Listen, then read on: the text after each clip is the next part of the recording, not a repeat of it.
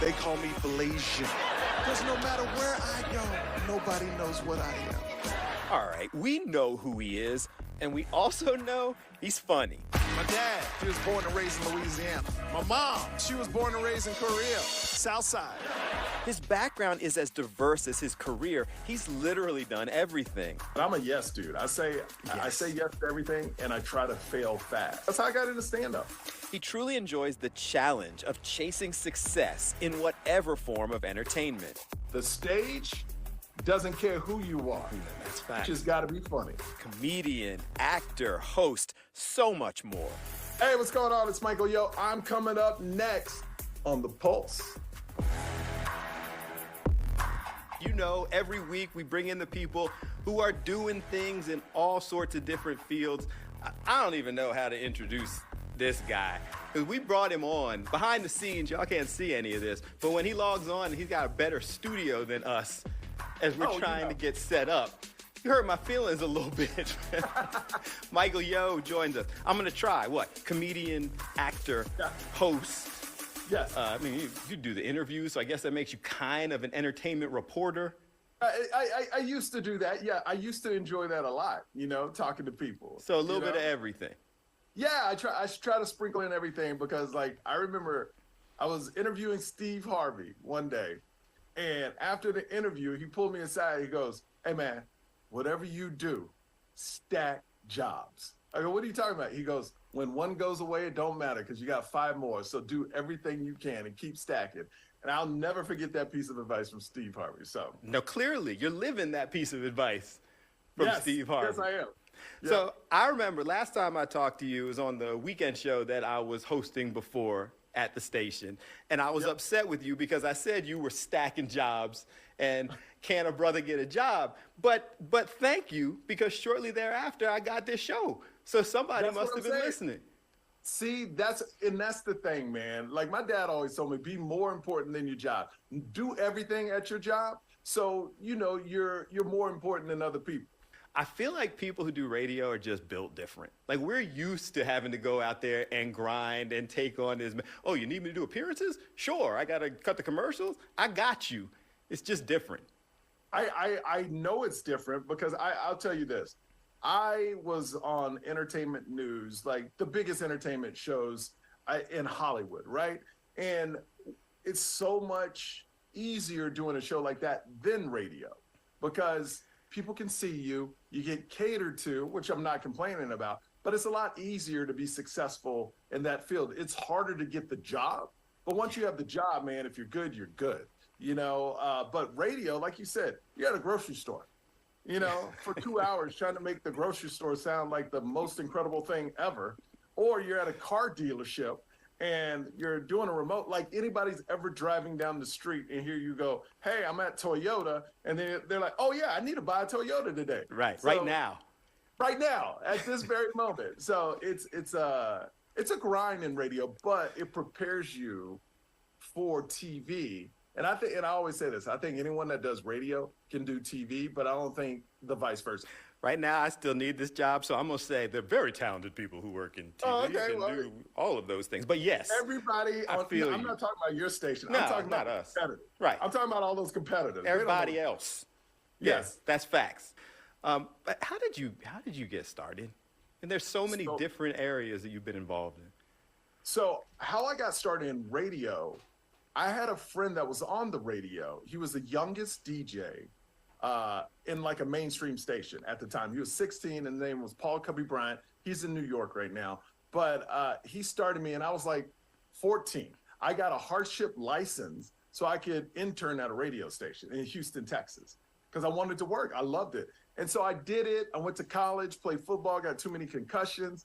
And then I got back into radio and that's when it took off. How I got into TV, I was doing an interview. I had a radio job in Miami and I had a pretty significant show in Miami. And the president of E at the time, Ted Harbor, heard me on the radio because his daughter was thinking about going to UM. And he goes, "Oh, this guy should be on TV doing interviews. I like his personality." They flew the casting people out to me, interviewed me, put me on tape. 6 months later, I got a TV job. And I thought that's how you got TV jobs. You just, they'll randomly call you and you get put on TV. But then I realized when I got there how hard it is to get, because I would see lines around our building, people just wanting to get on tape for E at the time. So then I realized how blessed I was to even get an opportunity to be on TV. But I'm a yes dude. I say yes to everything, and I try to fail fast. So if I'm not good at it, I get out. 100%. Like, what's that quote? If a tremendous opportunity presents itself and you don't know how to do it, say yes and go learn. Yes, 100%. And if you don't like it, or like stand-up, that's how I got into stand-up. It was a dare on Chelsea Lately on her show. They dared me to try it.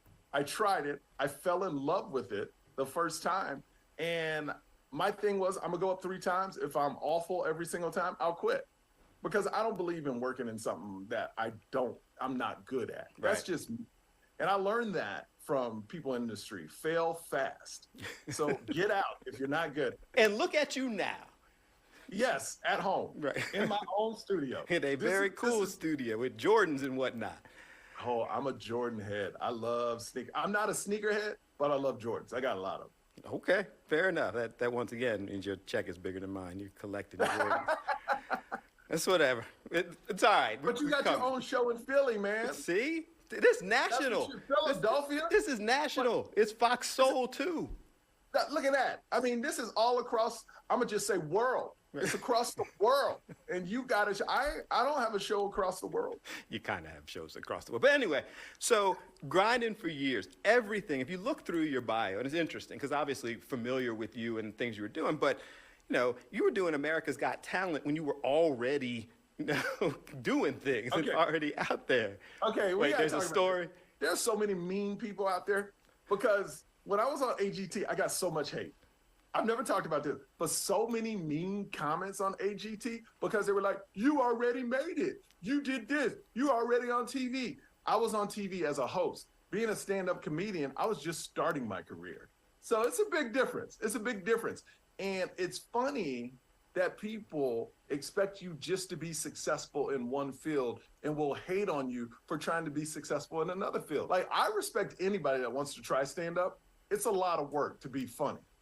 I can name a lot of celebrities that try stand-up and they're horrible, because they don't do the work. They just show up, try to tell some stories from their past, and it doesn't go well for them. Right. People show up, but they won't show up again. The stage doesn't care who you are. That's facts. You just got to be funny. Yeah, no, that's facts. The Showtime at the Apollo proved that. Like, they would sit there and boo their mom if she wasn't performing the right way. They would boo little kids. That's how ruthless. Boo! But I'm 7. Boo! That's right. Your mom raised you wrong. That's say at the Your Apollo. mom gave you confidence in something she shouldn't have gave you confidence in. That's what happened. Coming up, even in a successful and happy career, yeah, he's had some situations. You got a bad personality, you come on my show. I just be like, oh, thank you. Appreciate it. Bye. Really? You'd put him out? When my son was born and the doctor handed me my son, it's crazy as a father because I knew I would die for him. But when they handed me my daughter, oh, it was different. I was like, oh, okay.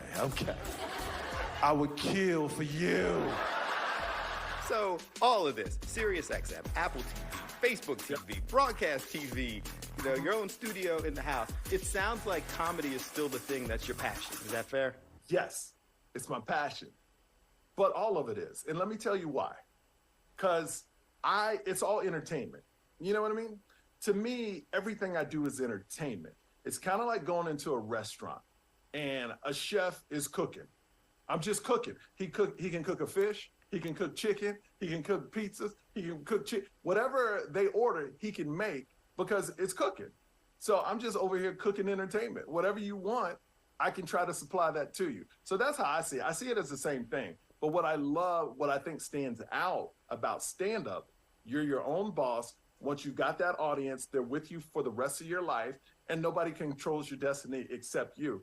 But when you're somebody who, as you just said, entertains for a living in various fields, is it kind of hard finding that lane? Like, from the person who's interviewing the comedian, having fun with the person, letting them shine, To now, I got to go ahead and click into now I got to shine. I got to turn it all on in a different way. You know, your side of the camera, your job is to highlight people and make them look good. And I really feel that hasn't changed for me. Okay. You know, because my job when people interview me is to make the host look good.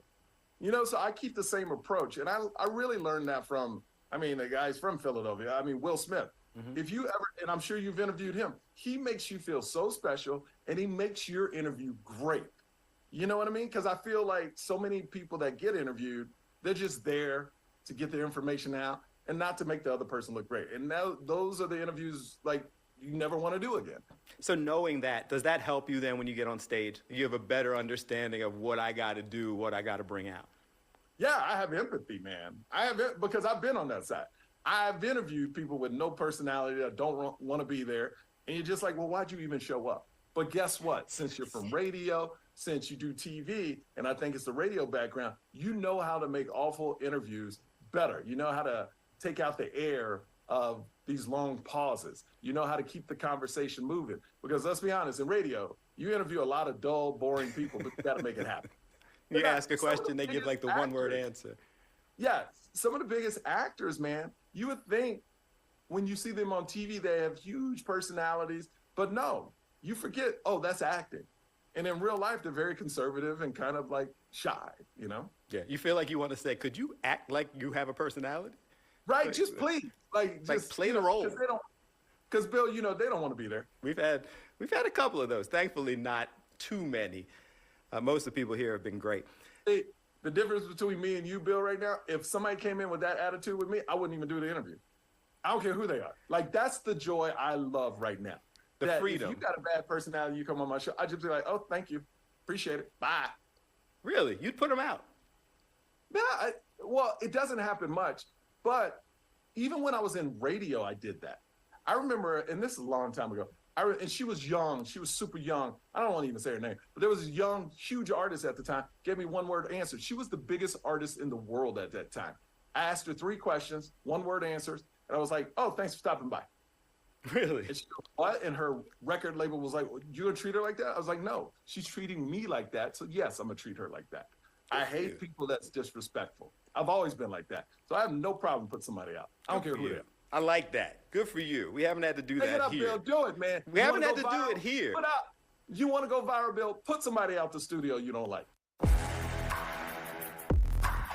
Next. Now, to everyone on the outside, he may have been living the dream, but that was on the outside. I loved entertainment reporting, but then after a while, I was like, I was listening to people tell me they're living out their dreams every single day. And I'm like, well, this is not my dream. But we got a beautiful family, man. We got 2 kids. My son is now 5, my daughter's 2, and they're black, white, and Asian. That's right, that's right. We gave birth to pandas. All right. You are on a tour. There's so many things. I feel like we could just talk. We're going back and forth. But you're on tour now, stand-up tour. You'll be in Philadelphia October 20th, do a couple shows at Punchline.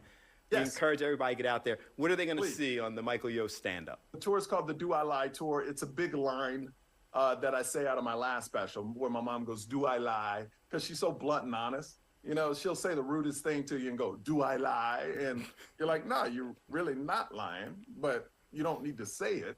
But they're gonna hear a lot of family stories, a lot of observation. I don't talk politics, so if you're looking for political talk or some rah-rah like that, don't come to my show. You know, because I try to bring people together through comedy. So it's a lot, you know what? It's a lot of fun. It's a lot of energy. I'll tell you that. And every comic that performs, they bring it. So I'm excited, man. And Philadelphia, that Punchline has been there from the beginning of my career. They supported me. And I appreciate everybody in Philadelphia for coming out every single time I come in. I'm curious with all the things that you're doing, and a lot of people that we've talked to, as the industry has changed, and you've now been in it long enough to have done, you know, pretty much every form. Yes. Both kind of established and industry, and now independent also. You can do it yourself. Somebody like you, that's a highlight? I feel like talking to the guy with the studio in his house. Let me tell you something. I got tired sick and tired of other people controlling my destiny. Every time I thought something was good, the industry would tell me, no, it's not good. It's not good. Right. So this last special I came out with, I never thought. You can watch it free out there on YouTube.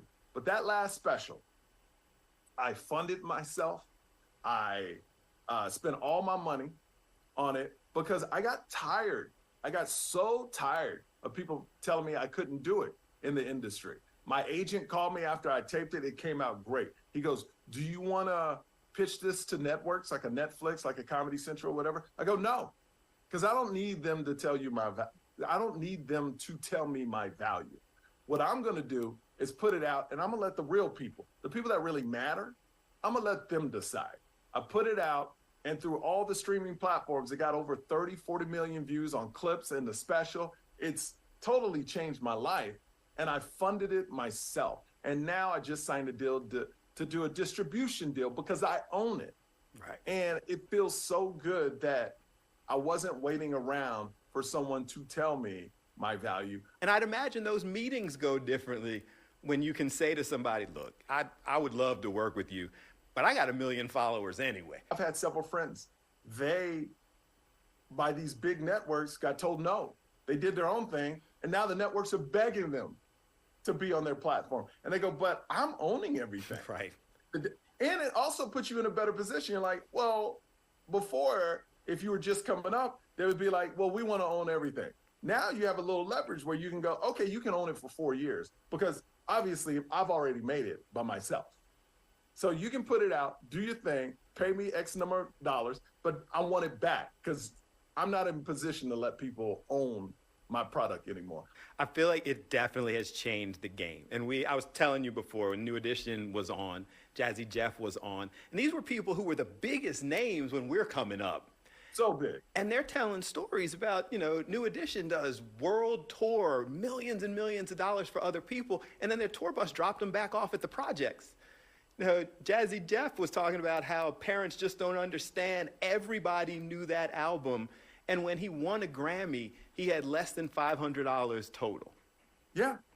And now you can do it yourself. If you find success, any little success in doing it yourself, that little success will probably make you more money because you can build that than signing a deal with somebody because they're going to take all the money because that recoup, they put recoup in that, they can put any numbers in that.